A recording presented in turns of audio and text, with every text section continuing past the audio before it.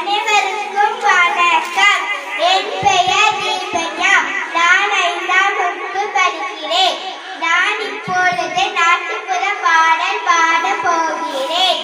சின்ன சிறகுகள் விரியட்டும், சிந்தனை வானம் ஒளிரட்டும், அறிவின் தேடலில் புதிய பாதை, திறமையின் தீவிளக்கியங்கள் விடை. சின்ன சிறகுகள் விரியட்டும், சிந்தனை வானம் ஒளிரட்டும், இளையோர் திறனே எங்கள் திசை, வெற்றி பாதையில் நடக்கும் இசை.